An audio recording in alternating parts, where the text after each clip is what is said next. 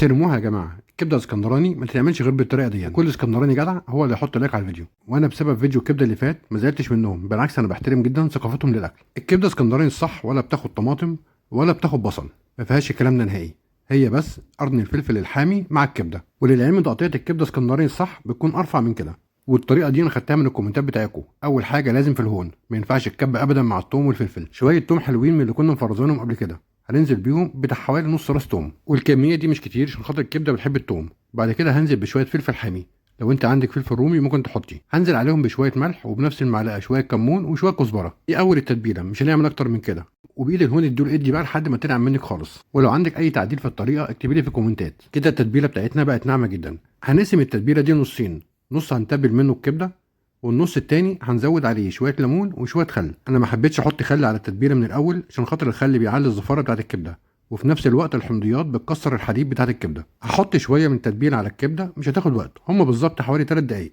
هنركن الكبده على جنب وتجيب الهون اللي كان فيه نص التتبيله، هنزود عليه معلقه من الخل وتديه بقى ليمون زي ما تحبي. الكبده الاسكندراني بتحب الليمون، كل ما تديها ليمون وكمون بتحلو اكتر. يلا بينا على الطريقه. طاسه سخنه على النار، واهم حاجه تنزلي بقى بكميه زيت محترمه. الكبده الاسكندراني بتعشق الزيت، زودي زيت بقى زي ما انت عايزه، ولا ينفع عليا ولا دهن كلاوي ولا سمنه. كبده اسكندراني يعني زيت. انزلي بشويه من التتبيله بتاعتنا، ويا سلام بقى على الريحه، مش عايز اقول لكم عامله ازاي. وننزل على طول بالكبده، اهم حاجه الطاسه تكون سخنه وزيتك يكون سخن جدا. افردي الكبده واوعي تقلبيها لحد ما تلون معاكي من تحت وتمسك نفسها، ممكن نقلبها عادي جدا خلاص. بصراحه طريقه الكبده الاسكندراني دي عجبتني احسن من طريقه الكبده العاديه، طعمها وشكلها وقوامها تحفه جدا. اول ما تدخل خلاص في التسويه وخلاص لونها بقى مظبوط معانا، هننزل بشويه كمان من التتبيله بتاعتنا اللي هي اساسا فيها الملح وفيها الكمون وفيها كزبره، وانا كمان هزود عليها ليمون. اديها ليمون ما يهمكيش. الكبده ما تاخدش وقت على النار، اول ما خلاص تخلص هديها معلقه خل كمان واطفي عليها. وعشان خاطر كمان تحلو ولازم الكبده اسكندراني لازم فلفل اخضر، اديله بقى فلفل اخضر حامي، ولو عندك اطفال ممكن نستبدله فلفل رومي.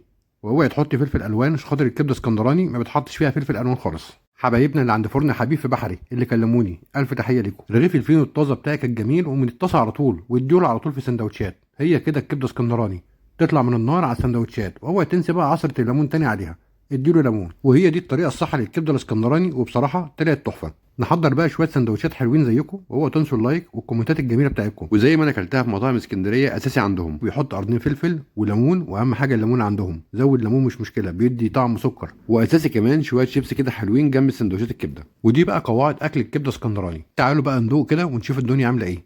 مبدئيا كده الريحه تحفه جدا، وهما زي ما قالوا لي في الكومنتات حتى في السندوتشات زود كمان ليمون تاني، فانا زودت ليمون وهجرب واقول لكم بجد هي عامله ايه.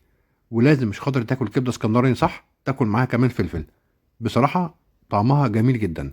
انا بالنسبه لي كانت محتاجه فلفل اخضر تاني حامي، ودي كانت اجمل تجربه ليا مع الكبده الاسكندراني. شكرا لاهل اسكندريه. اوعى تنسوني في الكومنتات واللايك. مع السلامه.